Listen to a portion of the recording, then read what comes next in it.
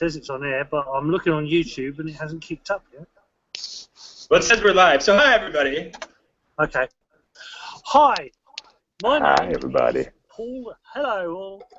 My name is Paul Bryson, a.k.a. Sifu Boggie, and welcome to another episode of the Way of Conscious Mindfulness.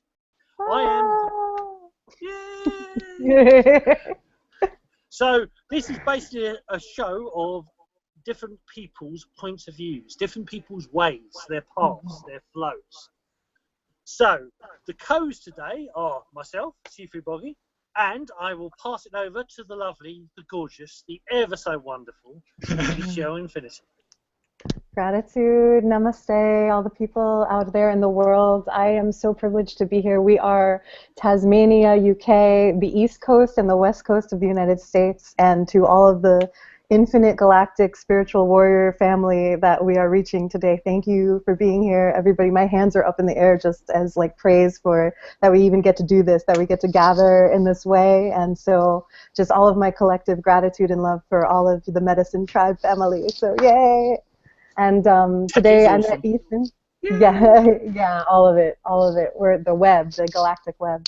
So Ethan is my new soul brother who's a co-host on this podcast, and he is over in Oregon Coast. So take it away. Woo! I'm on the Oregon coast. Happy to be here. Blessed, as always, to share the company of such beings such as yourselves, and I'm going to pass it over, because the show is really not about me today, to my new friend, Mr. Zulu. Over to you, sir. Ow, ow, ow! Hey, Ethan. Hey, Michelle. Hey, Paul. Sifu Boggie. I am Zulu Flow Zion. I'm down here in Tasmania, Australia, a little island which is supposedly part of Australia, but it's like the forgotten island that it's like the long lost cousin almost of Australia. People from Tasmania like are really patriotic. Like they're like, yeah, I'm from Tasmania, but the people from the mainland of Australia are like, oh yeah, those guys down there. Interesting. So, USA. Oh, those guys over there.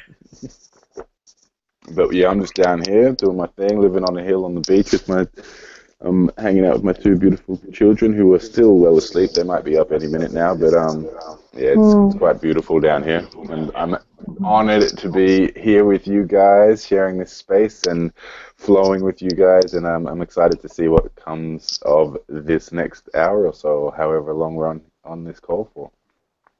As long as you can flow for, my brother.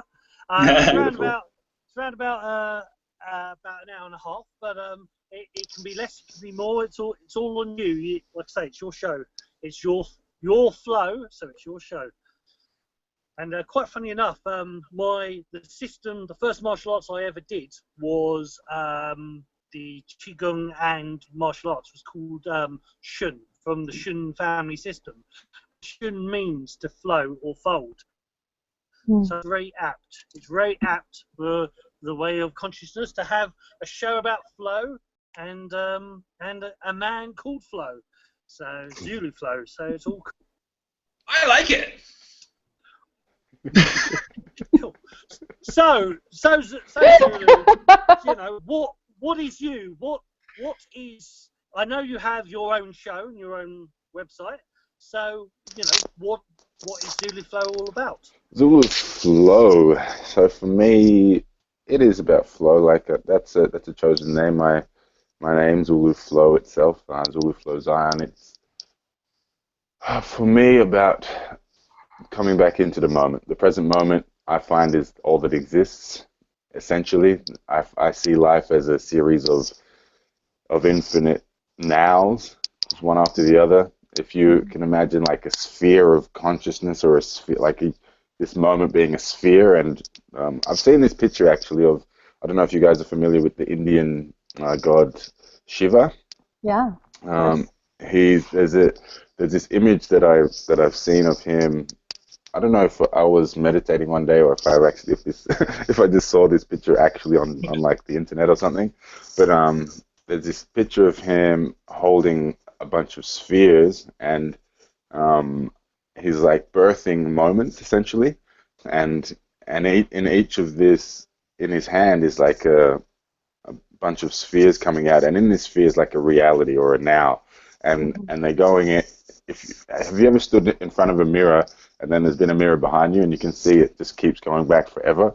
Yeah. It's like this idea of spheres that keep going back that way and forwards forever and outwards forever as well. So in each of those moments is a reality essentially, and that I feel that that's how the reality is, and I've had moments where when I'm meditating, when I'm being still, that I've witnessed this happen. I've sped up my consciousness to a state where I can see this birthing of moments, and the flow is all about being in that moment rather than being stuck in the past or in the future or in my head or thinking about this other stuff. Connecting to the moment allows flow to happen, allows me to open up to potentiality of whatever it could be, and allows me to have a choice over what I want to create in this moment. Anytime I'm not in that moment or in that now, that flow doesn't seem to be there. So you said speeding up your consciousness. That struck out to me. Talk about that, yeah. I guess speeding up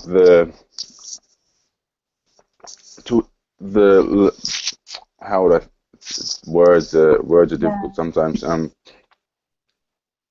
The speed at with which I'm experiencing that now, rather than there's no delay in between those birthing of those moments. I guess it's like this is happening. The more still I get, I say speed, but it's like catching up. It's more about stillness. You know what? That's perfect, because as soon as you got onto the call, like before this, I noticed that you had an incredible stillness inside you, and that you had that reservoir of that channel of presence, like that deep stillness, and that allows you to, I guess, be more fast or creative in the physical world. Can you talk about that? Your relationship to stillness or your inner? Yeah. Well, for I know me, I go to be quick. No, it's great. It's an excellent question. For me, let me just rewind a little bit. Growing up, Sure. there's been, as a child, I was with my mother for not very long before I was.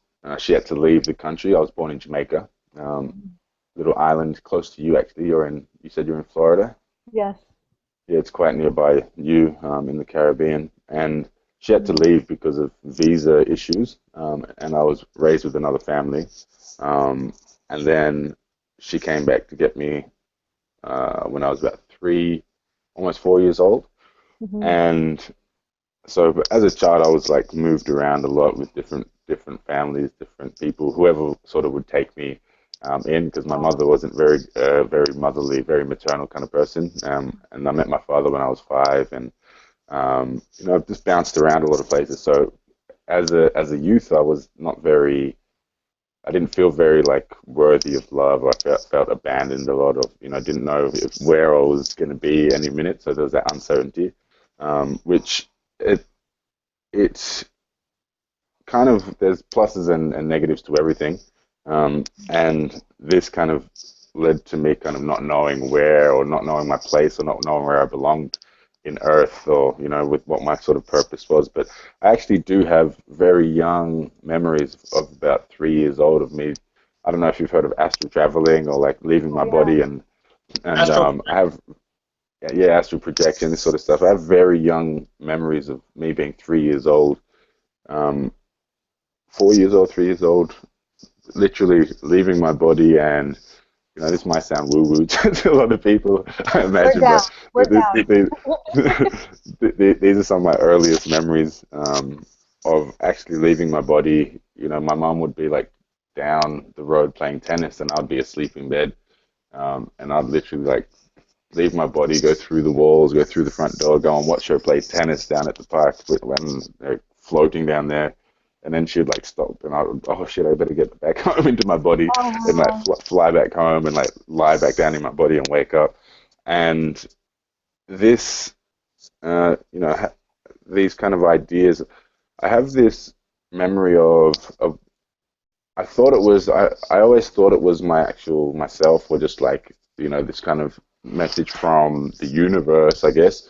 But I found out, I haven't found out if it's exactly true, but I found out that it was a friend of my mother's who we were living with, who was like giving me these concepts and giving me these idea that I had something special to do in the world, that I was, destined for greatness, these kind of ideas.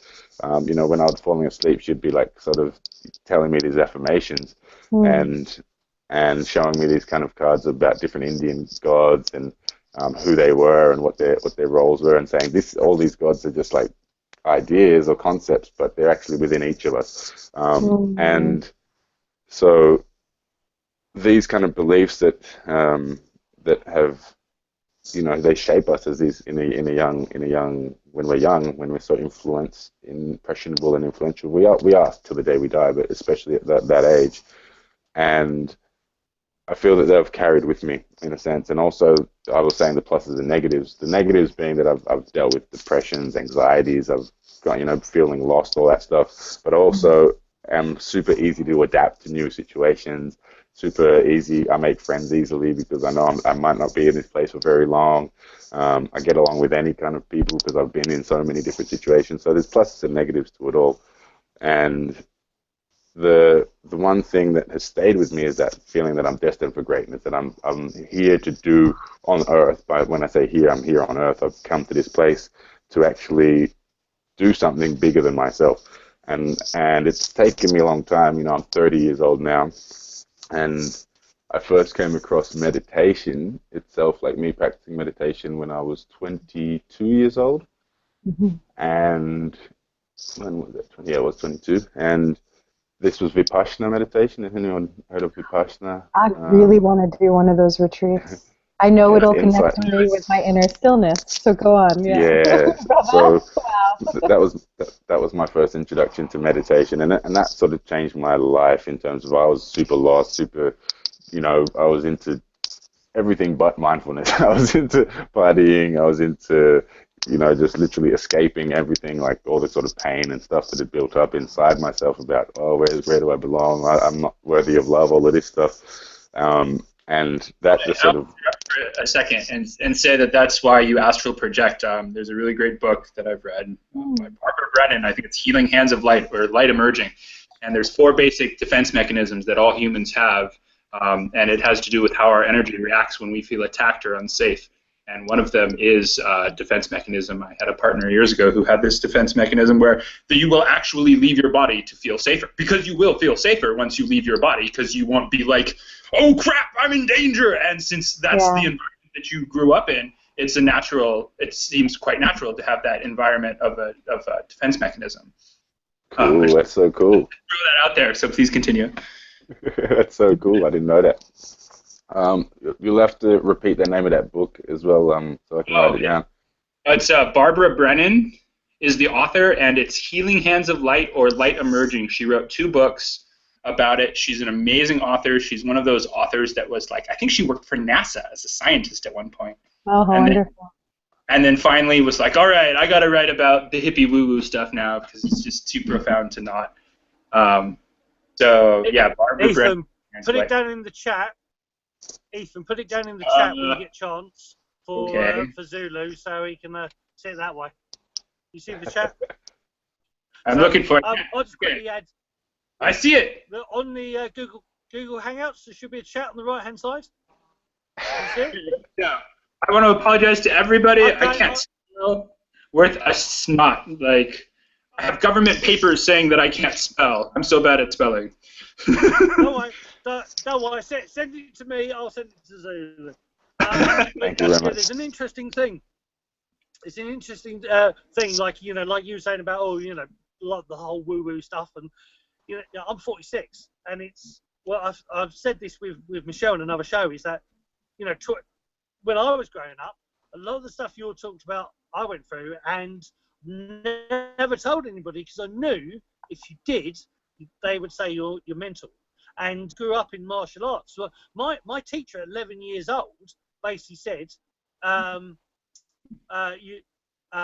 you and I, as in himself, You have been my teacher, I have been your teacher many, many times, and it's now my turn to be your teacher again. And I turned around and went, yep, as in, because that made perfect sense. And I sort of knew it. And, you know, as we, in the last 10 years, especially, things are progressing where you can start saying this sort of stuff. And you start saying, well, you know, as a friend of ours, Skull Babylon would say, is that everything is all one. You know, it's originally all these sort of things were in Taoism. They were the secret men stuff, the inside the door students, and you know, things you talked about astral traveling as a kid. For a lot of people, that had to be trained. But I'm hearing more and more and more people like yourself. And me, I did it, where they were doing it naturally. And there's this legend, this story of there will be a period of time where, when the golden age is coming, there'll be a period of time where things that had to be trained will be naturally born.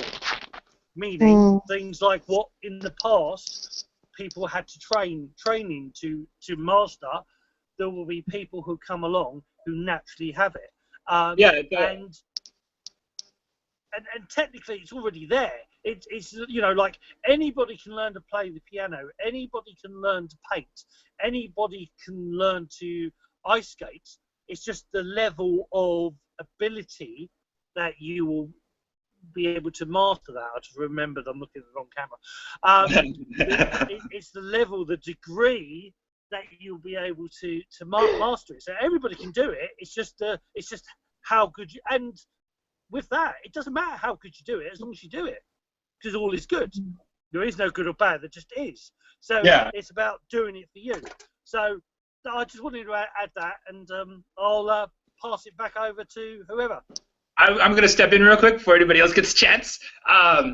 It's my understanding that that's because of the vibrational frequency of the planet, because the vibrational frequency of the planet has been so low in the past that there's been only certain beings capable of holding that higher vibration, like the system busters that the Pleiadians sent in. I don't know if any of you are familiar with the Pleiadians or the 7 stars of the Pleiades. It's referenced in Native American lore as White Buffalo Woman.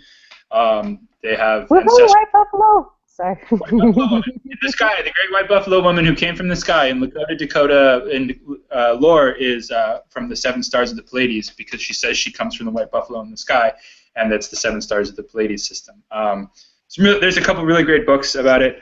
But so basically what's happening is the vibration of the Earth was so low at a certain point in history that it could only hold it's a matter of vibration. So like Qigong heals cancer because cancer is a super low vibration. So you bring up your vibration, cancer can't survive in the higher vibration or the light, depending on however you want to look at it. So with that in mind, it holds true for the planet as well, the microcosm, macrocosm thing. The planet could barely hold these higher vibrational beings, and look at the chaos they caused. Like Da Vinci's a great example. You know, he was a higher vibrational being who came along, and all sorts of crazy shit happened because of that. Or Tesla. Tesla's another great example. So now that the vibration of the planet is going up, you see more and more the rainbow children, the indigo children, the crystalline children. I don't remember what came after the crystalline children. But you see these beings who are more and more of a higher vibration because they can stand to be on the Earth, because the Earth's consciousness has gone up so much compared to what it was in the Dark Ages. All right, I'm done. Now it's somebody else's turn. So you talked about this mission that you have, Zulu. Let's talk more about because I think we all have that same, as we're talking about, we're changing the planet. So yeah, continue on to the story of coming into your divinity. Yeah. Okay. The sense that I feel is that everyone who is born onto Earth has chosen to do so. Consciously chosen to do so, and with a specific purpose, mission, whatever you want to call it, in mind. Like and I have visions. Actually, I started this thing called the Global Hip Hop Collective a while back, and it was because I was into music, I was into rapping, I was into hip hop, dancing, DJing, all that sort of stuff, freestyling. Not necessarily graffiti, but you know, I did draw a bit when I was younger, but the hip hop thing and flowing, that's where flow comes from a lot as well, like being in the flow, rapping and flowing. Um, Word. you know, not necessarily with my rapping style. It's not very. It is kind of lyrical and there's a bit of wordplay, but it's not so much about punchlines and that sort of stuff. It's more about the flow and how it sounds. And it's interesting because that vision came to me of, all right, I want to create a, and this is when I still had no idea of what I really wanted to do here. I was just trying out things, and I did a Facebook live cast about this the other day about if you don't know your purpose, just try things, you know, and eventually you'll wear away those layers of. Yes. As David Data puts it, is like these concentric circles that exist within you, and the more you try out new things, the closer you get to that core heart purpose. And Yeah. the concept that came to me with that hip hop collective was to be somebody who is, because I'm well connected. I know lots of people. I make friends easily. You know, I've got 5,000 Facebook friends. I've got 10,000 people in my phone book, and got a stupid amount of people that I know. And I know someone who's for everything. So if someone's like, oh, my car's blown up, I know like 20 mechanics, or oh, my equipment is broken. Oh, I know someone who fixes computers, or You're You're really rocking the king archetype because you've got a huge fucking kingdom to draw on, you know?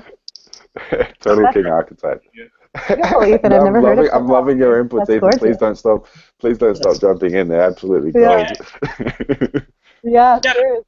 so you're in the king archetype and you're embodying the king archetype. So because you're in the flow of that archetype, you will naturally have a predisposition to be able to flow more with people because you're in that archetype. And something that people don't realize about archetypes that I'm really big about is archetypes are so universal that's what your astrology is. When you go by a planet, that planet so strongly embodies that archetypical energy that it puts a bend on the beam of light that your soul comes to Earth on.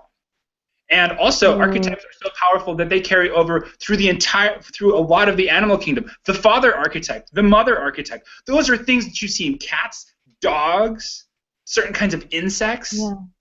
So, I mean, the power of archetypes, they're very powerful. We consider them to be very powerful as humans for us, but I really feel like a lot of people really miss that the archetypes are so universal that you can see it in animals. Yeah. So, I'm done interrupting. Continue. Yeah, well, if you... Go on, Sifu. Go ahead, Paul. Oh, we're back. Mine's chopping out a little bit. Oh, no. Yeah, the whole thing with the archetypes. Can you guys hear me okay, by the way? Yeah. Cool. Yeah. Can you put the mic a little bit closer to your mouth? Come closer to us, Boggie. Is that any better? Testing, Yes. testing, 1, 2, It's 3. a little.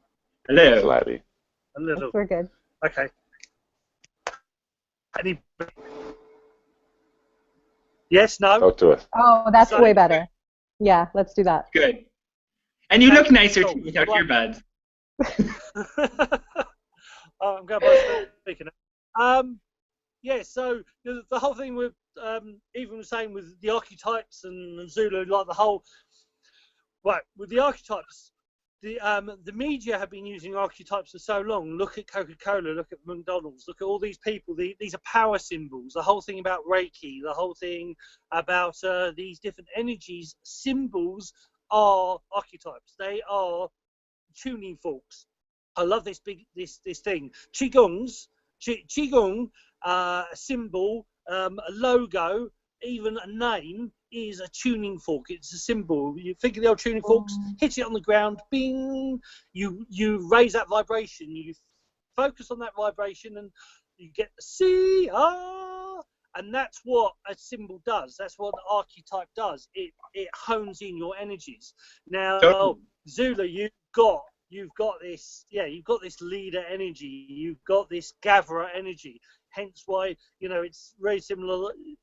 I always amaze people on certain things where on both my Facebook and I'm on LinkedIn, and somebody said, oh, you need to get more people.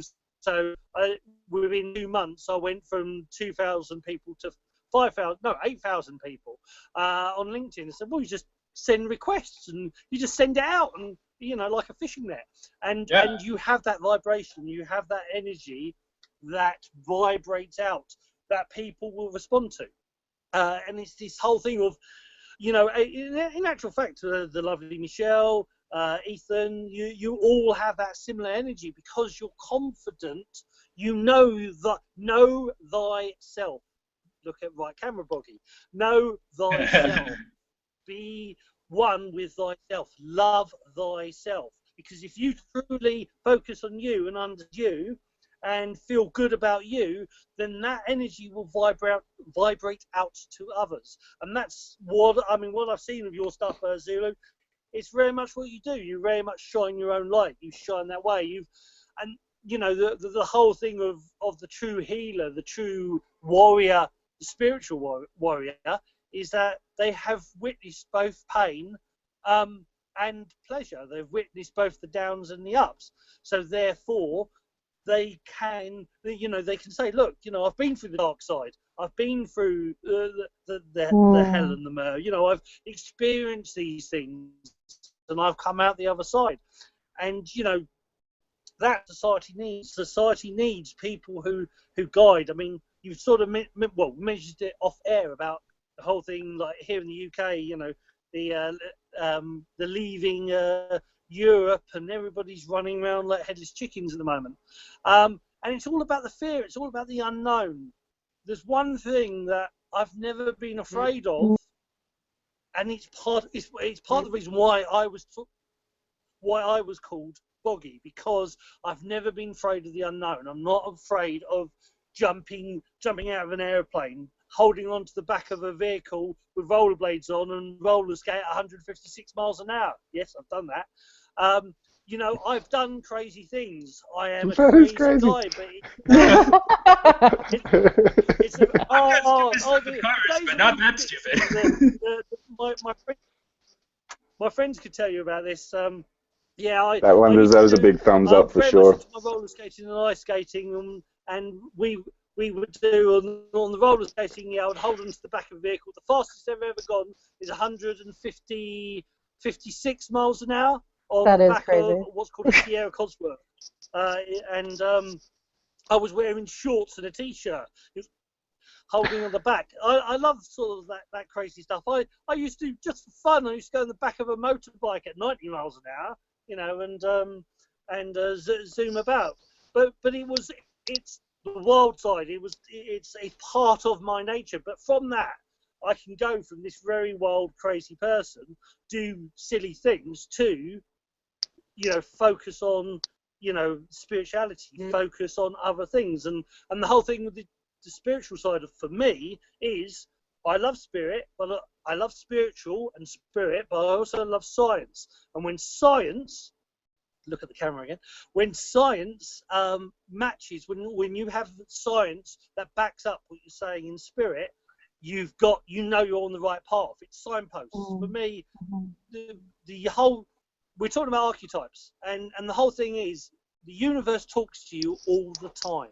I repeat, universe talks to you all the time. It talks with trees going by, it talks with whispers, it talks with synchronicity with that came. Sometimes it talks with a voice. I agree. Sometimes it's the voice of your friend going, "Don't fucking do that anymore. That's a bad idea." Can I jump in and share something? Well, that goes into something else. That goes into the ego. There's two sides: the angel and the angel and the devil, the ego and monkey mind. Yeah, go for it, Zulu. Yeah, the sort of jumping around a little bit. With that, I'll jump back in and talk about that global hip hop collective in a second, in a bit. But I was sitting meditating 2007, 2008, 2008 must have been. And I was sitting meditating for about 3 hours and reaching. I was super delirious. I like to play with different states of consciousness. And back in those days, I was playing with a whole bunch of different states of consciousness in terms of like, psychedelic substances and this sort of stuff. And then this particular time, I was actually just being, how do you call it, delirious. I was playing with the different states of consciousness I would reach by not sleeping. And I think I was On a like day 4 or something. Right now? Yeah, I decided to not sleep just to see what would happen, essentially, just to, and 4 days in, I'm sitting meditating, and I did this thing where I'd go on Wikipedia and just go on Wikipedia rabbit holes. I'd just like choose a word, like consciousness or something, and then click links in the descriptions and just see where it would take me. I've been there. And and or Oracle, totally. And I would find that that when I was delirious, I would retain the information a lot deeper. It'd sink in without any filters, and it'll just go straight into my memory, so I could recall it in the future. And before, on those few days leading up to this one particular meditation, I'd been delving deep down, like the levels of consciousness or levels of enlightenment and Buddhism and these sorts of concepts of Indian Buddhism, and the different levels of enlightenment, as they were calling them. And there's like this 32 steps of enlightenment they call, and like the second last one is like non-duality, and then that's the one step before total enlightenment. And I was sitting meditating on these kind of concepts, and a good 3 hours in, I'm like just floating along the white. There's like this white, the words again. There's this white expanse of space and a kind of rhythm going along, and I'm almost watching the birthing of moments again. This kind of being inside the space in between those. If you can imagine those moments, I'm like riding the space between each of those, and it's like this expansive white space. And what happened was pure stillness came about. So the rhythm slowed down, and there was no movement anymore. And it was almost I heard this pulsation. I was inside a slow pulse, but it was kind of slow and almost felt still, totally still. And this experience started happening where all of my perspective from, like, if you guys are watching this, you're sort of watching from, there's a visual cortex inside your brain, which is creating this picture that you're seeing in front of you, and it's like you can feel that if you turn this way, your perspective is coming from here, from you, and this idea of my perspective here started falling away, and I started, like, the center of where I was falling apart and falling away, and this non-dual nature, I was experiencing this non-duality where I was like, I didn't exist in any particular one place. And so I was like, oh, this is interesting. And I was just watching and observing. and and I was like, wow, I'm going to see what happens. And then those concepts that I'd been reading about started coming to me. Like, oh, that thing's happening. That thing's happening. I was getting excited. But I had to just go calm my excitement and be like, all right, cool, let's just watch. Because if I get too excited, then I'm going to come back and stuff's going to start snapping back into reality. And during this time, it must have lasted not that long, maybe a few minutes, 3 minutes or so. And in this time when I was experiencing this non-dual experience, and my perspective became everywhere. There was no central me. And in this moment, I heard a strong, first time I ever heard voice so strongly, like a voice, this kind of voice without words. It was just this kind of message that was loud and clear saying, you must do the healing arts. It was like this, you must pursue the healing arts. It was must, and the word was pursue, and it was healing arts. And I was like, it was your higher self. I just got it. It was your higher self. Shamanic journey, man. Spend 4 days on a shamanic journey on a vision quest. I was like, what the? No. And then I'll fast forward, and then actually, it was about 20 seconds after that, I was like, I had this thought of, hang on a sec, what if there's no, if I'm obliterated, sort of my ego came back and was like, hang on, if you're obliterated, then there's no more perspective. What's going to happen to me? And I was like, oh, as soon as I have that thought, everything started going bang, bang, bang, bang, bang, bang, bang, and placing back. All reality started coming back together, and my perspective came back, and it was like, and then I opened my eyes and I was like, whoa, and I looked at the clock. It'd been 3.5 hours that I'd been sitting there. I was like, oh, that was an interesting, interesting meditation. And fast forward to 6 months later, I'm at a festival in Byron Bay, the Byron Bay Blues Festival, with a couple of friends of mine. And it was a long day, and I'd sat down, and I was feeling a bit like, oh, I'm getting a bit tired. Sat down next to some friends of mine who were from Melbourne, where I was living at the time. And I'm sitting sort of by myself with my friends who are over there. And I look over, and I see this woman who I'd never met before with her hand on a friend of mine's back. And I'm seeing, like, inside her hand, I'm seeing, like, this kind of energy, like a sort of just like pink and light blue light just swirling around inside my friend's back. And I'm like, I just looked over and went, hang on, that was a bit you know, pretty trippy. And I like shook my head and was like, nah, I'm not even gonna I was just trying to center myself. So and then I was like, curiosity got the better of me, and I peeked over again. and this time I'm seeing like bigger swirls. They're like blue, purples, greens, like kind of sparkling inside her body, around her head a little bit. Wow. I'm like, oh yeah, cool. And then I was like, all right, cool. Just Zulu, just relax. You're trying to calm. You're trying to center and ground yourself. Just focus. So I came back to myself, and then curiosity again pulled me over there. And I'm looking again, and this time there's like full fireworks going off now. It's like a New Year's Eve party inside this my friend's body. And I'm like, wow, okay, cool. That's third time. I'm not tripping balls here. This is actually happening. And next time I looked over, she wasn't there anymore. The blonde girl wasn't there. She'd actually come and sit on this side of me. And I was like, I was in a bit of a state, and I was like, okay, now I'm sort of back. Like my curiosity, like I was centered. I'd grounded myself, and that had piqued my curiosity so much that I wasn't caught up in my head and caught up in my shitty mood. And I was like curious now, and I went over there and I sort of tapped this girl on the shoulder and was like, I'd never met this person. I'm like, excuse me, I'm Zulu. What's your name? And she's like, sort of didn't. She was having a moment. She was kind of in the mood that I was in a second ago. And I was like, she didn't really respond to me. So I'm like, can you just like tell me what was happening over there with all the colors and all that stuff? And she's like, she sort of dismissed me, shook her head, and went and was just like back to herself. And then I had to tap on her shoulder again. I was like, no, like, excuse me, can you please tell me, like, I saw thin colors. And again, she's like, in her mind, it felt like there's no way in the world this stranger could be asking me what he's asking me. You know, it's like, there's like, she didn't acknowledge it. And then the third time I sort of grabbed her and went, hey, I'm serious right now. Can you please tell me? My curiosity's killing me.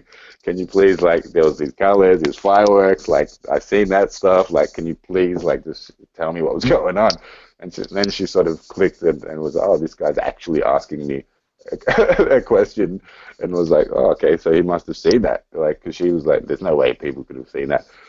He said, oh, I was just doing some healing on my friend. I'm like, oh, what kind of healing? He's like, oh, theta healing. I don't know if you guys heard of theta healing. Yeah. And I'm like, oh, cool, what's that? I've never heard of it. You know, I've been someone who's known about sort of a lot of different modalities up until that point. Never heard of this one. I'm like, oh, that's a different one. I'm like, never heard of this. What is it? So she started telling me about it, and she had like this folder of, she'd just done a teacher training like a year earlier and had been practicing and spreading the message. And she's like, oh, I'm actually from Melbourne. I'm like, I'm from Melbourne too. And she said, I'm actually running a course like in 2 weeks. I'm like, oh, I'm back in Melbourne in a week and a half. And I'm like, where's the course? And she's like, oh, it's in East Brunswick. I'm like, I live in East Brunswick. She's like, what address? And she's like, oh, it's on this street. And I'm like, oh, that's 50 meters from my house. Like, how much is the course? It doesn't really matter. I'm there. You know, that was like that was the message of, you must pursue the healing arts, and then that's the universe talking to you as that's a demonstration of how it can actually physically talk to you in that way and put you in the right place at the right time. And yeah, I've always been actually someone who's actually, I say I always have been. I've most 99% of the time has been someone who's followed the intuition, because I found that if I don't follow my intuition, like I either hurt myself, like physically, or I hurt myself emotionally, or bad things happen when I don't follow my intuition. So I learned pretty early that following the gut feeling and that sense of, okay, this feels right, is the right thing to do, and just make it happen. If intuition tells you to do something, just never ignore that stuff, because it's that higher self, it's spirit, it's life trying to guide you to where that purpose is, or that mission that you're supposed to be on. So yeah, your body can't tell a lie. That's part of your intuition. That's why your intuition comes from your gut, is because your body is incapable of telling a lie. That's how muscle testing works. Everybody familiar with muscle testing? Yeah, I'm a clearing practitioner. I'm doing clearing every single day, Ethan. So I work with this advanced kinesiology every single day. So I'm doing clearing with people on Skype. So I live in Tasmania, an island like in the middle of nowhere. So all my work is on Skype, and it works via Skype. Like my mother's was in Jamaica the other day, and now she's in North Carolina, and I'm running through clearing each chakra level of her, the root clearing each of the core emotions on each chakra, which is what I do literally every single day. So I'm well familiar with muscle testing. I read about that on I read about that on your website. Can you talk about clearing and what that means, or what that process is? I'd love Ethan to finish. I will share that. But, okay. I just wanted to say that, your body can't tell a lie. That's why muscle testing is so effective, because you ask your body, which is in tune with the greater consciousness, or in tune with spirit or God or whatever you want to call it, and it has to answer, because a lie is a human concept. It's not something that carries over to the rest of the world. So that's why your body is incapable of telling a lie. That's why muscle testing is always 100% accurate. And I found out some crazy stuff through muscle testing. Like what? Tell us. Like what? My friend. Okay, so my friend who introduced me to muscle testing, we were muscle testing to see how many lives I'd had, and I had like 250, and she had been 250 or 260 or something, and she had been my teacher in Atlantis, and she's psychic, so she's telling me, like, I just had a memory of hitting you with a stick because you weren't paying attention in class in Atlantis. Awesome. Or from that to like having health problems and getting advice from health, and like I'm a fairly strong guy. I exercise religiously. I can do a fair number of pull-ups and all that sort of stuff. She's this like kind of smaller lady who's in her 50s or 60s, and when we do it with fingers, you pull your fingers apart, and like I used to make by hand. I can do 2-finger push-ups. She's pulling my fingers apart like it's nothing, and then we'll come to one that's true, and then she can't budge them. So it's I found it to be absolutely one of those great things to smack skeptics with. Like, oh, really? So you don't believe this? Well, let's try this. Is it going to work? No, it's not going to work. You're not going to be able to prove it wrong because your body can't tell a lie, and that's just how it works. So beautiful. Yeah, so please continue. I'm done. Thank you. I'm loving all of it when you jump in, so thank you. Totally. The question was, Michelle? Well, now I kind of have a more understanding about remember the muscle testing. Yeah, I know this thing, but when I read the word clearing, I wasn't clear on what that meant. Like, and so, and then you're talking about going through each of the chakras. So if you wanted to talk about whatever you want to share about your work and how you work with people, Okay. Okay. Yeah. Well, this is to clear behavior patterns, or yeah. Well, in the theta healing, actually, I ended up doing that course like literally 2 weeks after I met Sally, who's my theta healing teacher, and it happened to be that for the next 12 months I was doing a lot of that work. I was doing lots of massage and stuff as well, and incorporating that theta state and into the healings. And I found that in one hour session with working with somebody, that I could, if I incorporate the theta healing concepts and principles and techniques, that I could do like 10 to 20 hours of work in 1 hour. What would usually take me 10 to 20 sessions with someone, I could pack that into an hour, and it was just so quick with clearing stuff from the physical body, as well as all the other levels, the emotional body, DNA level. You can work on so many levels, and it happened that, so actually we use muscle testing in theta healing, so I've been quite familiar with it since the last 8 years. And just recently,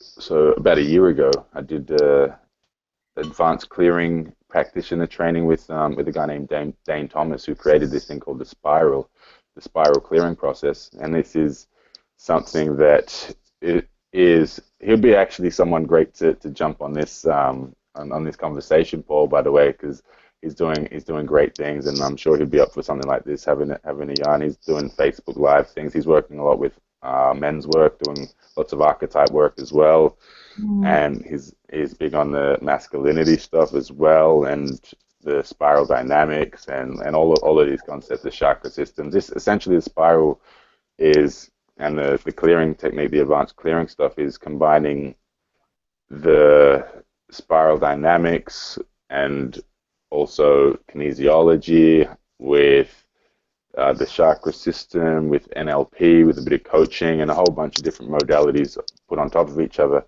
And very cool. Where with one of the main things, one of the main processes is the spiral, which is a 7-level process, and it's working through the chakra system. And he's spent countless hours on muscle testing on which are the core emotions for each of the chakras on a human level, on a DNA level, and he's found these core emotions that once we clear them, it unlocks us, unlocks us physically and emotionally, in particular, to let go of all our past conditionings and baggages that we've been carrying around with us this lifetime. But it also, with the clearing work, it goes back. You were talking about past lives, Ethan. That, by the way, I've had 521 past lives I was testing.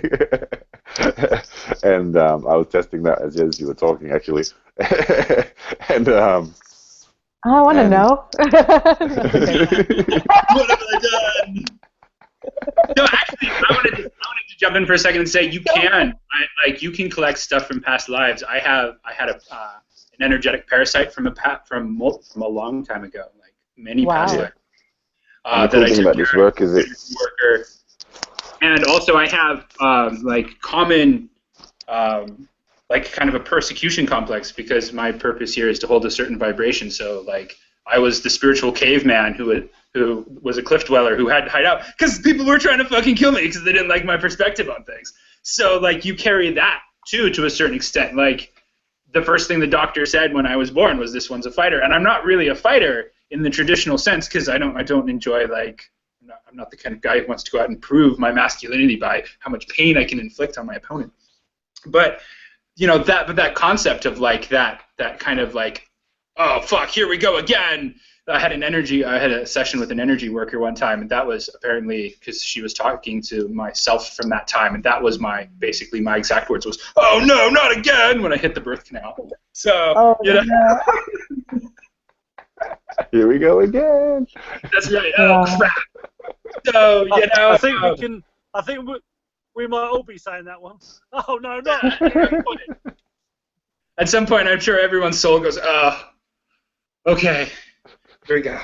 I'm actually learning quite the opposite, which I just wanted to say, because I totally relate with that, and I live in that frequency a lot. But at the same time, I recently had a transmission where I recognized how to be embodied is a gift, a sacred gift, and there are way more astral peoples, let's say, or souls or consciousnesses than there are embodied ones. And so to have senses and a body and a physical, I just saw how special that all of my energetic beings out there look at this as such a precious gift, and that my resolution in the last year has been to wake up with that sacred reverence for every morning, so I don't get trapped in that, oh God, not again, because I've been doing that. Quest change, is that what you said? Quest change? No, gratitude. Gratitude. Oh, gratitude. Quest change. Change your quest. Yeah, gratitude. Same. Yeah. Well, it's that whole being appreciative for what you have. It's like the difference between, I've talked about this before on the show, about faith and truth, right? So faith is your friend loses their wallet, and you say, "Wow, that must suck to lose your wallet." And then you lose your wallet, and you understand the truth of how much it sucks to lose your wallet. But really, you look at that on a bigger perspective. You look at like all of the great healers. They went through fucking hell. You know, like there's a holistic healer who lives in America who's amazing. His name's Paul Chek. He's had every kind of allergy that you can have. He's been through the ringer. He grew up in an abusive family. He was neglected, all of that stuff, because he understands the truth of it. And once you understand the truth of it, then you can actually have a much better heartfelt soul connection with people than you could in any other way, because you know the truth of it. So you know what they've been through. You know, because a lot of, like, it's if you look at our language, you know, people say, I understand. That doesn't mean anything. I mean, that's a word. To truly demonstrate understanding, it's best to repeat back to the person basically what they said, because it's so much more powerful when they know you have had that same experience, or you can relate to their experience. So as a healer, as someone who got up every day, for me, you know, I was dyslexic. I didn't learn how to read till I was 12. I wet my bed till I was 8. It took me forever to learn how to ride a bike. All of this sort of stuff. As a result of that, I understand the truth of how awful it is to experience those things, so I work out religiously because I was weak, and I understand the truth of what that's like, and I don't want that for my truth.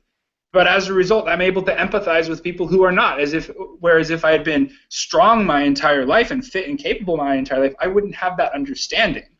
So I would only have the faith that it sucks to be in bad shape, that it sucks to not be able to keep up with your friends, that it sucks to piss your bed till you're 8 and not have any control over it. But I understand the truth of it. So therefore, to me, the relationship with it is much stronger than it could be any other way. Yeah. And that's what we go through as healers, and that's what the whole shamanic process is about going through, is going through the fucking hell, so that way you can experience the beauty of it, you know? And go through the chaos to find the calmness. Yeah, something else I talk about is gestation period. You know, how long does it take the flower to sit in the shit before it grows? You know, how many lifetimes does it take going through hell before your soul blossoms? And there are so many. What is that? Martial arts is a big thing. How many people have you? Boggie? We've lost you, Boggie. Boggie, come back to us. Okay, you're back. I'm sorry, you're back. With signal. I'm back. Yeah, it's how many leaders out there? How many healers out there who, you know, were poorly children? Who, like in martial arts, I've Qigong and Kung Fu and martial arts, but in the East, you can't do the martial side without doing the healing side, without doing the spiritual side. And the amount of people who were poorly and then learned from that, you know, they learned to heal other people because they first had to learn to heal themselves. Yeah. And the Taoist point of view is before you can heal anybody else, before you can love anybody else, before you can help anybody else, you have to do it for you. You're first. And it was interesting, 10, 20 years ago, people would say, oh, that's being selfish. Why is helping you being selfish? The more I help me, the more I can help others. But as I've sort of said before, is that I then help others to help myself. You know, it flips both ways. It's the whole circle. But the amount of people, and I'm looking at 3 people here who you have your woes from your past, but those woes have made you so strong. Those woes have made all of you guys so mighty and so beautiful now. Mighty. Yes, guys, you're beautiful, but don't worry, you're safe. But the whole point is you know, your strengths come from your weaknesses. You know, in the West, there's this big thing of yin and yang, as in opposing opposites. Things are right or wrong, good or bad. No, it's a blend. It's Tai Chi. The yin and yang, that little symbol, the yin and yang, is actually called Tai Chi. It's the balance of the night and the dark, the masculine and the feminine, the up and the down. And from your downs, you know, if you survive them and you progress through them, you will learn and you'll get stronger. If you don't survive them, they'll come back in your next life, because everything from your past will come back in some form or the other. But anyway, I digress. So, back to the mighty Zulu. So many things coming up along the way. everything you're saying is resonating, and I'm feeling it on many levels. You did ask what that mantra was. I was saying Nam Myoho Renge Kyo. It is the title of the Lotus Sutra. It's essentially the lotus flower.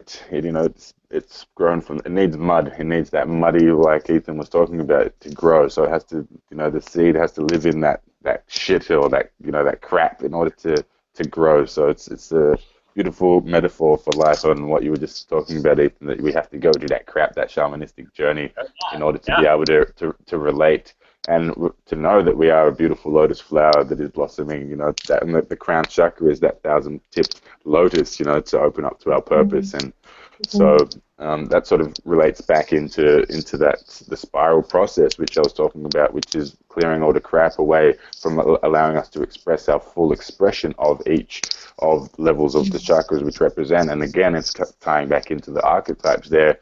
The idea of the base chakra being that physical, that red energy, everything bodily and physical, earthy. The second chakra, which is very closely related to the lower Dantian as well, our physical center, our creativity, the birthing of that life force energy, and it's clearing away all the blockages for us to express that in our fullness. The third chakra, the solar plexus, which is our shine, our radiance, getting everything that has been conditioned into us from birth out of the way, so that we can be in our full expression of that power, of that desire, of getting what we want, and then moving up into the heart, which is the balance, and getting everything out of the way there, the reason, the acceptance, the love for all beings, for all situations, for all parts of ourselves, and then moving up into expression, releasing anything that's in the way of us expressing ourselves fully. And also, I find that the expression is also, now we're moving up into what's coming down and through, once it's above the heart here, which is not just only expression, but manifestation. Thought becomes word, becomes things, so in order to, that's how the word comes, and then the vision, all right, our vision, opening up our third eye, activating that, and seeing everything, and not deceiving ourselves, or not being in that lying state, like you were saying, that things can, it's only the mind that lies, it's not the body. So it's like getting rid of any of that deception, or those lies that we tell ourselves, or that we're being told, or parts of ourselves where we confabulate or come up with things that are reasons why we're not in that fullness of that vision. And the crown chakra, there again, more purpose, more joy, enlightenment, sort of, things are getting more ethereal from this level, and that spiral process is just clearing all the blocks away on a physical level from that we've conditioned throughout our lifetimes, and it allows us to be in that full expression of all of those and be in our highest. Because there's this concept of the highest self. We've all been in. Imagine you guys here, or anyone listening to this, has had times in their life where things are going pretty terribly and things are shit, or like you can't seem to catch a break. You wake up and everything bad happens, and you're feeling down, you're feeling terrible or whatever, and you can't seem to get back up. Or you just seem to be in this not flow state, the opposite of flow state, where you're living in the future or the past, or and that's, I find that we're living from a lower self, but not in our higher self. And when we connect to that higher self is more when we find that flow. We find that we're now being led and guided by that higher intuition, and that sort of predetermined or predestined, like, okay, here is where you're supposed to go, and you can go, okay, cool, I'm just opened up and I'm living from that higher state. I find one of the most important things that I've learned is to never make it any important decisions, never do it, when we're operating from that lower state, and one of the most important things we can do is when we find ourselves in that lower state to switch back to that higher self and be in that higher self. So this is a lesson I'm learning recently, is say, okay, cool, if I'm in those states, don't say anything to someone you love or anything like that. If you're in that lower state, just sort of keep to yourself and go, okay, I'm not going to make any major decisions. I'm not going to do anything important right now because I'm not feeling in my highest. And when we're in that highest, then we can. And one of the most, we were talking about embodiment. There's so many things that have come that I'm just flowing with right now. The embodiment came up, and this process of clearing is fine. Like I always mentioned that clearing is great. It's going to allow you to be more of your full self and your highest expression of yourself, being your highest potential, which I feel is a large part of my purpose here on earth, is to facilitate and to inspire the realization of human potential on a planetary level, but also on an individual one-to-one level with people. And I find that if we want to see change, to be the change, so I'm living myself as much in that as possible, so that I can be a walking, talking beacon, a light that shines, a candle that burns bright, so others' consciousnesses can start being burnt and bright lighter also. And that clearing is great, but without an embodiment practice, which I find Qigong, Neigong, Tai Chi, all of these Xingyi, all of these practices which bring us into the moment, into the physical body, connect body, mind, breath, Jing, Qi, Shen, all of these concepts of the different energies, and allows me to connect to the earth, connect to the heavens, connect my body and consciousness, mind, body, breath, all of these kind of concepts to become one, become more in the moment, allow me to express myself fully, and allow that purpose to come through. You know, I'm trying these things. These things might change in the future. So I think I'm waking my son up, getting a bit excited. I get really excited and get on there to a tangent here. And I find that that's going to come through more and more the more you're able to have that embodiment practice, which I find is essential. And that's one of the things that I actually had ever since coming back to that Vipassana, that first Vipassana, which I did, which is my first. I've done 10 of them now. I've done 5 10-day courses and 5 partial courses. So I've done like the 3 or 5 day courses. And one of the things that came to me when I walked out of that first one was, wow, this needs to be, like, my literal words that came out of my mouth were, wow, everyone needs to do this. This needs to be in schools. This needs to be taught. Like this is way more important than math and English. You know, this is the stuff. And you know, for the few months or 3 to 6 months after I finished that first course, people would ask me, how was it? And I'd say, literally, everyone needs to do this. I said exactly this. You know, forget math, English, teach this in school. And it was almost a throwaway comment back then. I was like, I didn't think about it seriously. Fast forward to 2015, and I'm living. I'm getting closer to what my purpose is, defining what my purpose is, finding what my purpose is, and it is. I'm living that now. It's like 500 million people to take up a daily mindfulness practice, a stillness practice, a presence practice, a spiritual practice, a true spiritual practice, which I find anything that brings you into the moment, into knowing who you are, connecting with yourself, with the greater everything else, if all is one, what is else, you know? So having a practice which connects us to these kind of realities, these truths, these personal truths, that I find this is sort of my purpose. And I've chanced it or happened upon that coming back again. I was practicing probably 95% of days, 95% of days, you know, out of a year, I'd practice 300 days or 310 days or 250 days. So I'd have those times where I wasn't doing my daily practice, and I was talking about daily practice, and I had a realization 192 days ago that I'm like, I'm not even being 100% truthful in this, or 100% in integrity in this, in my talking about daily practice, because I'm not even fucking doing it.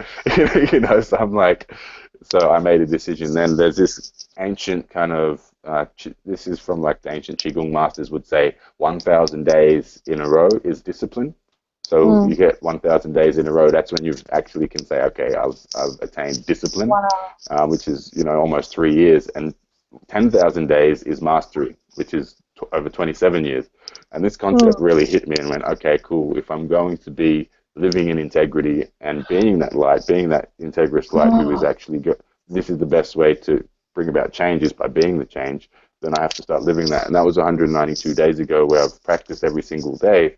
I've done 287 days in the past, but I still haven't reached discipline. I realize I'm not even fucking disciplined. And one of my biggest transmissions is, I say, discipline. So I'm like, okay, I'm going to start embodying that even more. And and every single day I write on my bit of paper my absolutely must do list, which is how I, you know, do be productive in the world. Even when days when I don't want to do anything, I'll write my list and say do nothing, so I can cross that off. But I'll have on that sheet 192 out of 10,000. You know, I know that that's my goal, is to reach that mastery level. So that's a conscious decision I've made to be that. So I guess the takeaway, or like what, you know, there's much that I've mentioned in that, and also gratitude comes in there as well. There was another concept that came up, gratitude. When we're grateful for what we have, we get more to be grateful for. I feel that this is such a truth, you know, that I've demonstrated time and time again. When I've had nothing, I've just given, and the universe gives to me, you know, and just knowing that things will be all right when they seem like they're not, rather than stressing out, just feeling that, okay, things are going to be right, and still giving yourself out. Because if you're sort of closing your energy off, you know, this giving can mean anything. It can mean giving someone a smile on the street. It can mean, you know, looking for opportunities to help another person when you're out and about. It can mean giving your time, your energy. It can mean giving, you know, physical, material things, money, all of these sorts of things as well. You know, ever since I've started grasping this concept, especially when it comes to work, you know, I've been doing this clearing work. I've been teaching Qigong. I've been doing stuff that actually can help people unlock that light in themselves and be more of their fullest and highest potential. Just trying to give as much similar to Boggie is doing now, with giving these out just free of charge, just giving all these amazing quality content and value to people. When you start giving like this, the universe can't help but, you know, when your cup's overflowing with giving, it's physical, it's universal law that, you know, that you will start receiving back. So, you know, get out of that scarcity mentality. And I find that all of these sort of truths and stuff will come to you the more you start practicing that stillness, coming back to the moment, asking the questions, who am I? What am I here for? What do I want? All of these types of things are going to really start unlocking these for yourself. You know, you can hear me say it, but you won't know it until you start practicing yourself. You have the faith, but you won't have the truth. The Exactly. faith is hearing you say it. The truth is taking it on. I know when I started doing Qigong, I had a similar experience. Like, oh my God, everybody needs to be doing this. And so I immediately signed up my girlfriend and my mom for the class. I was like, you guys don't have a choice. It's happening. I'm paying for this. Be there. You know, I feel you, man. I feel you. Yeah, you have to say it, you have to see it, and you have to feel it. The three ones. Yeah. Qi, Jing, and Shen, and also the three pure ones is forgiveness, unconditional love, and gratitude. You know, you have to be thankful for everything you have. Even I remember this great saying that Joe Vitale said about, at one stage all he had in the world was a pencil, and he realised that he had to be just grateful for the pencil to write down his ideas, to write down the things that he's doing, because that's all he had. But just to be grateful for that gives you more opportunities for other stuff, which you said, Zulu. You know, the more you're grateful, the more you open up, the more you expand, the more you'll grow. The more you grow, the more you expand. The more, you know, and you know, it's resonates so much with, you know, my Sifus were saying the same thing about the whole thing of daily practice. Daily practice is key, and daily practice is like rowing upstream. If you, while you're doing your daily practice, you're rowing upstream. But as soon as you stop, even for a day, you'll go back, because you're using that energy. So you need to, and it's the dynamo effect. You need to keep building it up. You need to keep growing it. And no, nobody's perfect. I miss days. I've got to the point where I know, heart of hearts, I should be doing at least 3 hours a day, and some days I only do 15 minutes. Now, for 15 minutes for some people, that's tons. And then when you've done lots, you know, 15 minutes is like 15 seconds. But it's the whole thing of forgiveness. Forgiveness is then the important thing. When you miss a bit, or you can't do as much, or you can't help somebody as much, you have to be able to forgive yourself as well as everybody else, and forgive that person. You know, if they're not listening, or they can't, you know, they're not ready for what you're giving, then you have to forgive. You know, it's forgiveness. That person will be back when they're ready.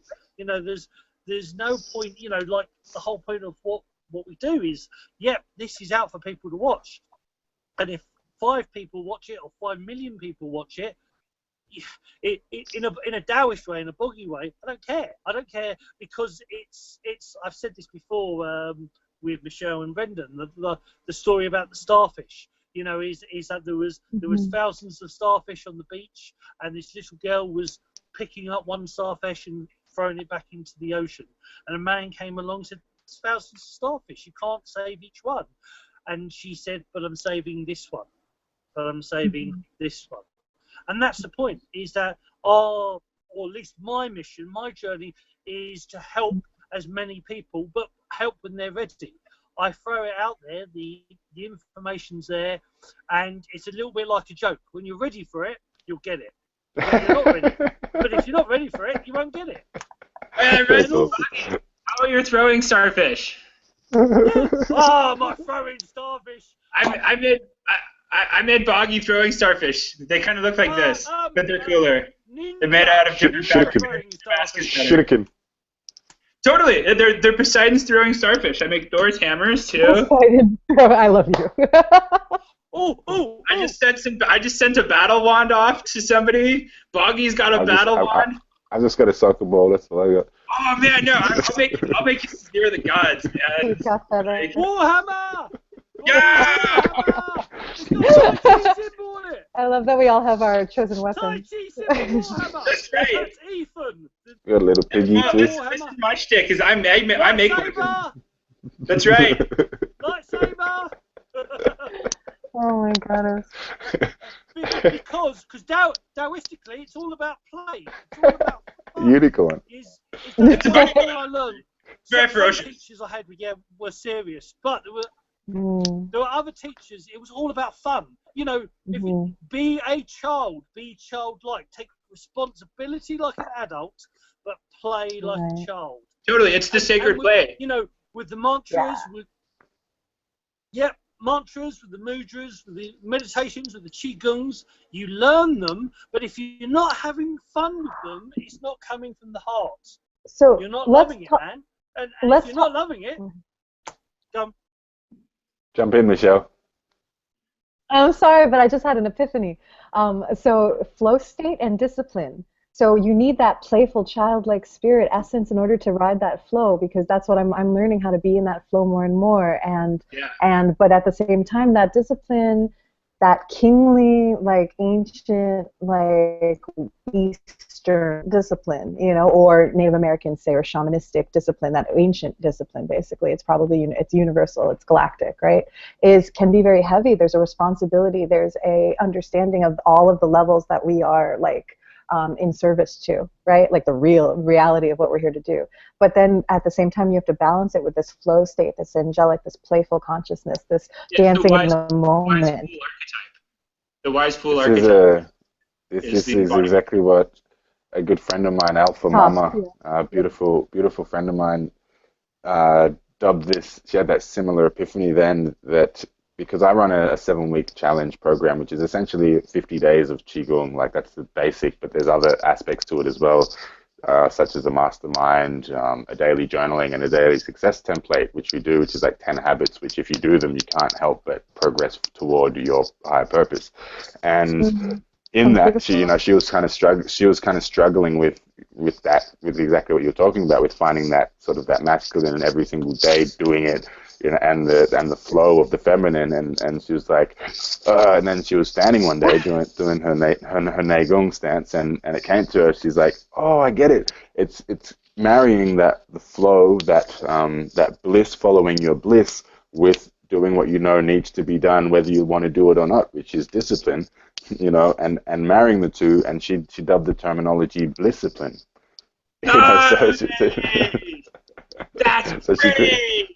So she calls it blisscipline. So when you can tap into that blisscipline, and then you've married that middle way, and you can walk that middle path. And it's not an effort. It's what naturally inspires you anyway. It's realizing that you're being disciplined to live that higher purpose, to live your bliss, to follow your bliss. And it's like it's a no-brainer then to just do the practice, because you know that you're going to be able to serve more people. You're going to be able to live your purpose to a higher degree when you're doing it from that place, rather than this kind of you're whipping yourself on the back place. It's like, oh no, I'm actually know that this is helping me live my bliss even more. It's anytime you can connect your goals to your dreams that you will truly succeed. Because if you can't connect your goals to your dreams, you're not going to have the motivation to do it.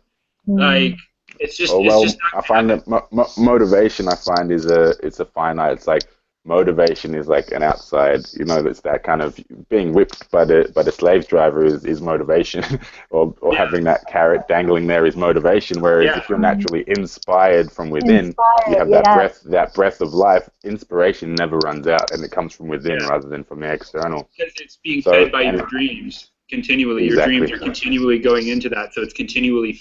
It's the fuel for the fire of what you need to do. Is you will always have the strength to come back if it's connected to your dream, because your dream is connected to your soul, and therefore it has a power circle that you got going there that you can't get if you're just doing it to survive. Because if ultimately, and I mean I'm guilty of this. I do construction and power washing and landscaping and stuff to make ends meet. If you're not making a living off of your dream, you're technically in the prostitute archetype, which will play in your subconscious. I mean, because I sell my body. I'm not having sex. I'm pulling weeds and power washing and moving heavy crap for construction, building fences. But technically, I am prostituting myself, and it does, but I don't want to get up and go to work because it's not connected to my dream. And ultimately, I can connect it to my dream by realizing that it's just the means to get me to what my dream is. But like everybody else, I'm human, so I'm not that good at what I do. But ultimately, you've got to, like I said, you've got to connect it to your dream. Oh, and there's something else I wanted to say since I have the floor. And that's anytime you're in a relationship and you're not 100% capable, since every relationship is 50-50, we're responsible for bringing our 50% of our relationship. So we have the totality of the relationship with ourselves. But if you're only 75% present in your relationship with yourself, you cut that in half and bring that to the relationship that you're having with somebody else. You're already not 100% in your relationship with somebody else because you're not 100% in your relationship with yourself. So that means anytime you go into a relationship where you're not 100% with yourself, you are not bringing the most potential that you could, because I don't want to say it's bad, because that's judgment, and I don't want to do that. But ultimately, anytime you're not bringing 100% of yourself to a relationship, and that includes the dogmas that might affect you, whether that's dietary dogmas, be that eating too much meat or being a vegan or any of those if your body's not up for it, consciousness dogmas about shoulds and shouldn'ts and whatnot, those are going to get in the way of all of the relationships that you have. So it's just come up a couple of times where I wanted to say it, but I didn't want to be rude and interrupt. So I'm done. Thank you. You're welcome. Oh, and a lot of my wisdom, I have to say, I steal a lot of my wisdom from a certain holistic healer named Paul Chek. He's amazing. Check him out. He runs the Chek Institute. He's a holistic healer who trains Olympians. And I love Paul Chek. Oh, you know Paul Chek? Paul Chek is the shit. Paul Chek saved my ass. He's got the namesake to Mr. Boggie here also. Oh, yeah. All right, I'm done. Someone else had the floor. I know nothing. I come from Barcelona.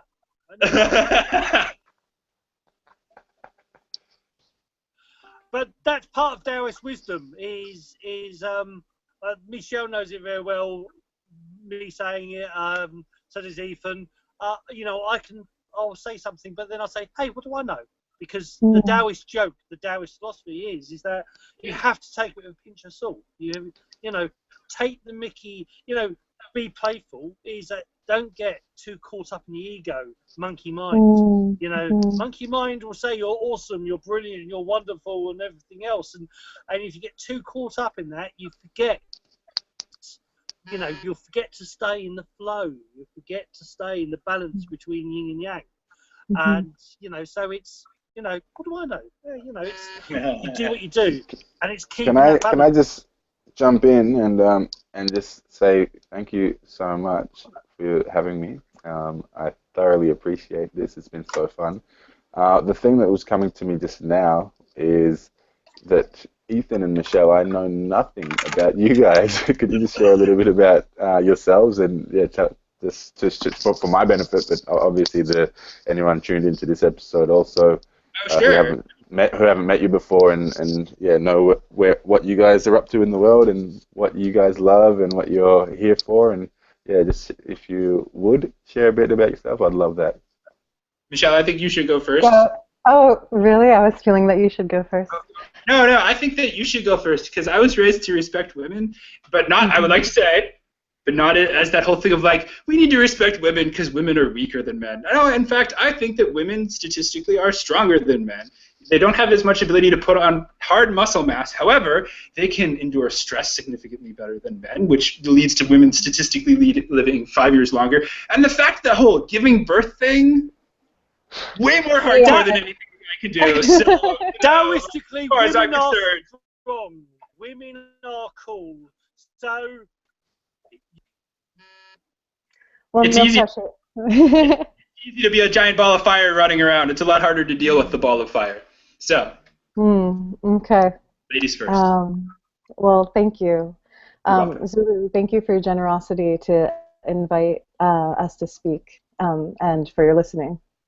Because I noticed that you were listening and that you were writing and everything like that, and so that's good integrity. So thank you. So I'm an artist. I'm a healer. I don't know what to say about myself at this moment. I feel shy, actually. That's interesting. I wasn't expecting to speak about my divine life mission is similar to yours, where I feel like I'm called to teach and share the ancient wisdom that I know that I carry, and I do that in the world through working with people's heart energy. You spoke about how the fifth chakra and the sixth chakra are intertwined, and I do that same thing where the fifth and the sixth in the heart. And how I teach mantra workshops. I do kirtan and soul song. I do shamanic work mixed with bhakti yoga, and I teach people through yoga itself, the physical practice of yoga and embodiment. I know you do Qigong. Oh, I wanted to mention something. I was doing, I was swimming in the ocean today, and I was doing Tai Chi in the ocean, and I was like imagining. Nice. Nice. That's the way And I to was do it. imagining like this flow state. Yeah, I was imagining this flow, and I wanted to talk about how, and I'm a water sign with a lot of fire, so you talked about being a ball of fire, and I have 5 planets in fire and 5 planets in water, and so I was imagining that be like water that I think Paul posted on the page where it was like, be like water, my friend, and he said that Bruce Lee actually got that from a Taoist saying. So I think that, yeah, so that's what I do. I use all of these disciplines, just like you and all of us, in order to guide the, all of, not only the masses that don't know this, but also us, to remind each other that this is what we are here to do and be in the world. And Well, we need and just like I said at the, what's that, baby? We need a support group. We need somebody for when we're like, fuck, I need a shoulder. Because you can't turn to shoulder. Yeah. Yeah, so the last thing I'll say is a lot of the things that I do, it's all about, like, a lot of my work right now is about opening the heart, living from my heart, and then allowing, that's like really what is up for me right now, is just like, how much can I be an embodiment of my heart chakra and that forgiveness, compassion, gratitude, all of that, and like, how can I show up for all y'all and for myself and for everything else that exists. So Beautiful. Thank you so much for sharing. My honor. Thank you. I feel like I know you a little bit better, a little bit deeper. Thank you so much. Gratitude. All right, I guess it's my turn. Let's see. Do you want to know the? Your turn. It's my turn. Rewind.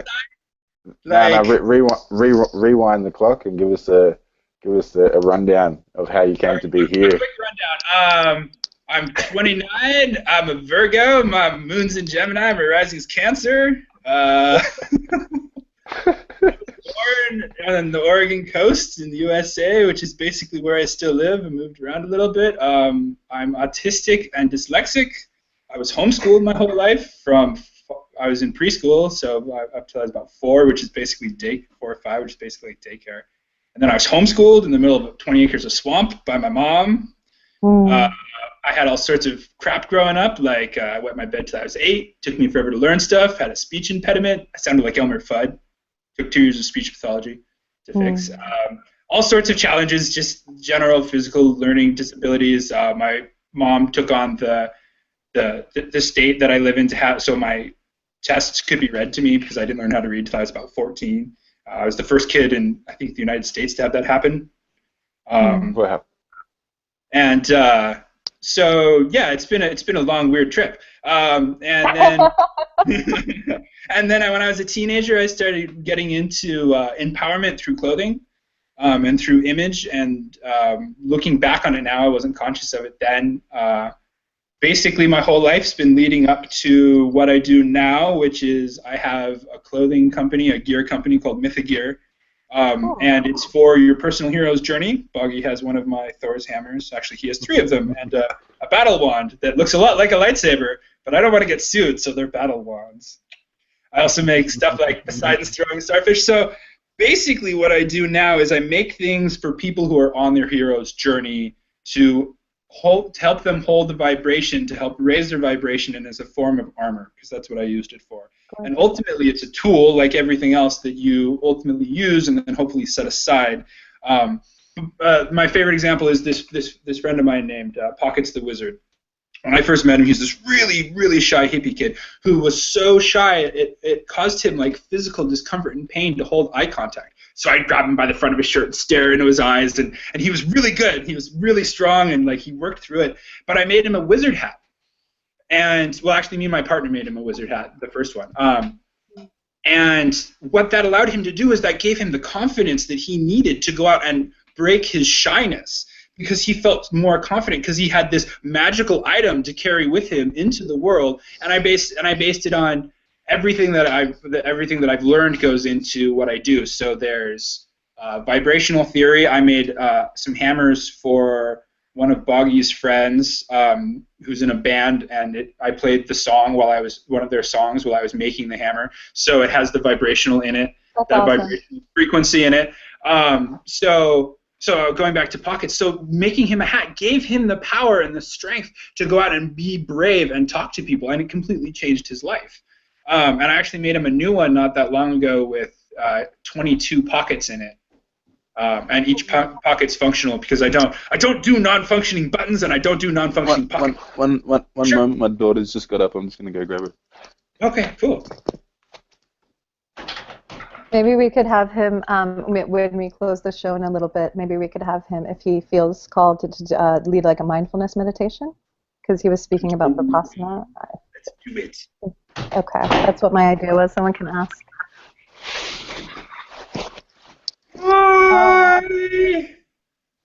Gorgeous. She can't hear you because I got the headphones on, unless I give her one. Well, we can wrap up the show in a little bit, so you can have your morning with your daughter and your children, your daughter and your son. I don't know if you can do this with her in your arms, but I was thinking if you would lead us through a mindfulness meditation, if that's or something Vipassana practice, or however you want. Well, what feels right to you? What feels right to you too? Yeah, it does feel right. All right. I would actually love to. I feel like I'm always leading these things. I would actually love to be led if anyone wants to jump in. Leading meditation's not my forte, so I'm tapping out on this one, guys. Do you have something, Michelle? I'll do it. Yeah, I guess so. Yeah. I guess I'm going to lead a bit. Well, maybe offline I could talk to you more about Vipassana, because it's a practice. Yeah. And stillness, that would be really benefit. I would love that. So we'll do definitely. That another time. And if anyone is tuned in and would love to talk about any of the stuff that I've talked about, I'm sure my contacts will be somewhere. Is that right, Paul? Yeah, it will be. Don't worry. Cool. Yeah, just get a hold of me if anything that I said interests you at all. Whether it's clearing, whether it's Qigong, whether it's the 7-week challenge I've mentioned, whether it's anything that I've mentioned here that you're into, I'll leave my contacts below. Instagram is probably my main form of contact. It's at theflow.zone. You can get a hold of me there, and there's I've got like the 30-minute gratitude Qigong set which I share freely, and I've got a little ebook which I'm working on, which should be out this week, just on 3 3 principles and 3 exercises for developing more mindfulness as well. So that's all available through my Instagram as well. So you can find me there. So again, thank you so much. I'm so grateful to be here, and I'm excited to see this community grow and to connect with you guys. So thanks again. This is Aeon, by the way, Aeon Future. Aeon, hello. Oh, Zulu, that is like my favorite name. I was a super, back in my past lives. Were we talking about that on air, or when we were talking about past lives in this incarnation? I was like Aeon Flux incarnate. Like when I was like 19 years old, I had short hair like this, and I curled it, and I would wear black a lot. I was totally, really that's the archetype of that was your current archetype for you at that age. That was my current archetype. Because ultimately, you look at like all the Hollywood movies and everything that's going on, they're still just talking about archetypes. Look at Avengers. You've got like Captain America is like purity, and Thor is like a great representation of ego, and it's all there. It's just you can't do anything new. You can just put a different spin on what's been done before. I mean, even that you even have the wise fool archetype. Tony Stark. Iron Man is the wise fool, which is my personal favorite archetype. I love the wise fool. It all goes into that sacred play thing, like Native Americans. They're the clown, the sacred clowns who are there to bring like the light into like they'll have ceremonies for Sundance where they'll put like a piece. They'll take their back skin and actually put a piece of wood through it, and they drag buffalo skulls behind them until they rip out. But the whole time, this super serious thing is happening. There's clowns running around because it's sacred. Because you have to have both things to make the fucking world work, and they know this. They realize this that all things require both things to be able to function. Because you can't have. That all goes back to the wise fool archetype. You can't be wise without being a fool. You need both. Otherwise, you'll become too yin or too yang, and that leads to a lack of balance, and then that leads to trouble. Those points together. I'm loving the gold coming from Ethan. Thank you so much. Everything you said has been on point. I love you, bro. You're awesome. Ethan is awesome. Ethan is the clothesmith. He's my clothesmith. I call him Q a lot because, like in James Bond, he's my Q. He's building all this. Zulu. I tell you what, he's building me. He's going to create me a Tai Chi top, Kung Fu top with a hoodie. And it's going to have monkey mind on one side, and it's going to have Buddha mind on the other. So Buddha will be in one ear, whispering to me, and monkey will be shouting to me in the other ear. Giggling at you. Sparks. This is the lower one. This is a prototype. It's going to be made out of universe fabric. This is the middle one. Yeah, they're the Dantians. The Dantian Sparks. Where it is? They're based on the monkey magic.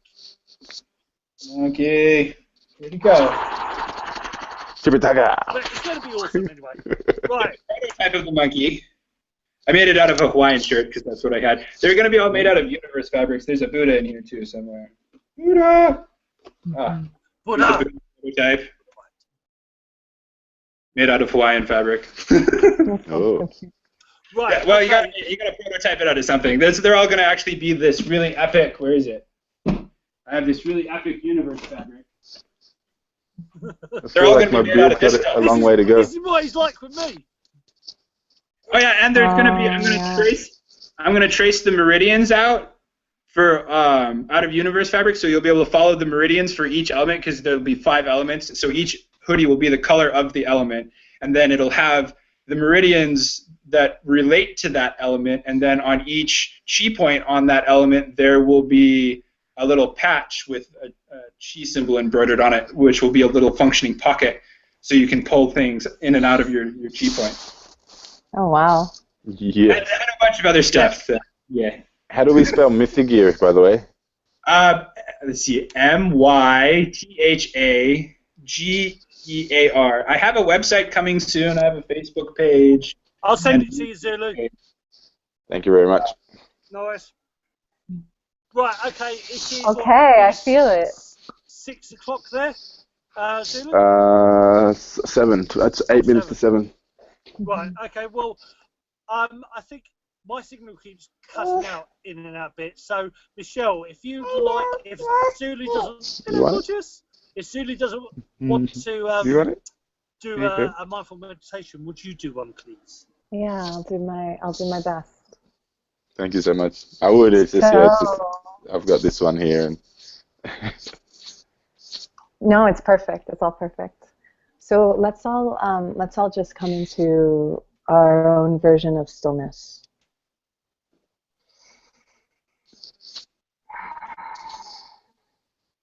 And what we understand that to be within ourselves, into that space that we are behind us, into our bodies, as we collect all of the energy that we've stirred up above our heads, and we just allow that to settle. And we draw that energy down into our inner being, through our mind's eye, through our hearts. And we can collect it into our lower dantian, into our sacral chakra right below the belly. And if you would like, you can put your hand onto that center. Papa.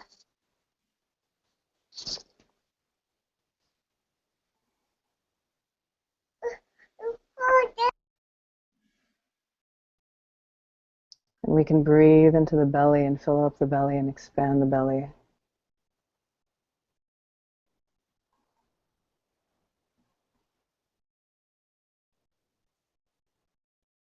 And we can allow ourselves to expand. Like the entire universe expands with our breath in and out. Coming into the now moment. And we can mix this sincerity and this stillness and this lightness of being, the grace of play, the grace of the angels, the grace of the archangels. And so mixing and merging our seriousness of meditation, our presenceness, and our practices with the invitation for Spirit to guide us in our journey of life. This time right now for all of us is a new dawn, is a new beginning, is a new frequency that we are shifting into. And it is a gift to be still in every moment and also to be open to new experiences and the light in our hearts to guide us forward.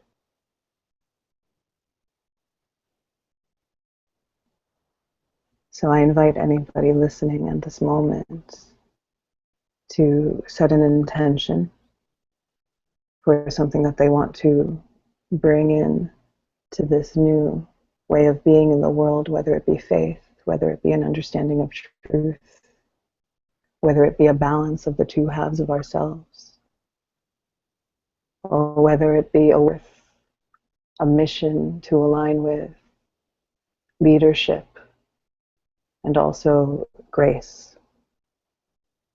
And then breathe that into your heart, into your lower dantian. And ask to become an embodiment of who you are already.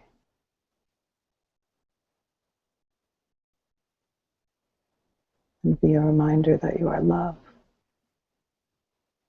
that you are loved.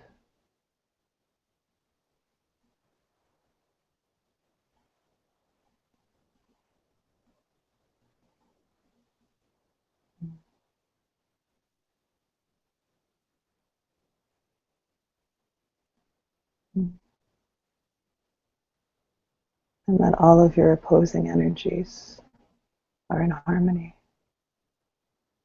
And you are one. And know this. Mm.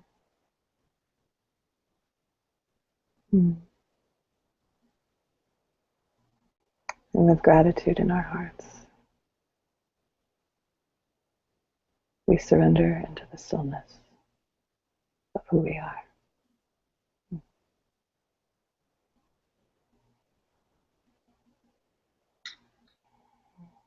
Aho. Namaste. And so it is.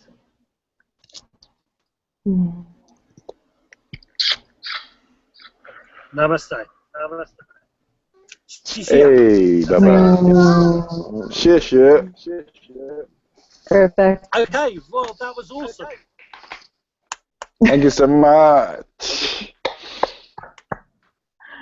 Oh, gratitude. Okay, well, thank you very We much. shall meet again. I think we will. We I have think met you before. and I, Zulu. I think you and I, Zulu, definitely need to have a chat in the future via Skype or something. I would definitely like that. I'd love that. Maybe we'll do another. Maybe we'll do another flow in the future.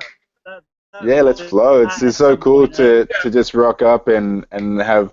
This is my favorite thing to do. Is like have no idea what is going to happen and then just jump in and see what happens. It's like that is essentially the flow zone, which I'm talking about. It's like be here now and like what's going to happen. Who knows? We're going to create it in real time. So thank you so much for creating this space and holding this container for us, Paul. I thoroughly appreciate it. It was your show and it was an awesome one. So thank you very much. Thank you, Zulu. Bye, Anne. So, Thank you, everybody. bye. Right, so we'll See you soon. Show. So thank you very much to the wonderful Zulu Flow, to the ever so gorgeous and lovely Michelle Infinity, and of course the great mighty Ethan, Mr. Q himself. Hey. So thank you very much for watching. Thank you, guys. I hope to see you again on the next adventure of the Way of Conscious Mindfulness and the next show. So love, chi and shen from us all. Bye for now. Bye, everybody. Bye, guys. Rock on.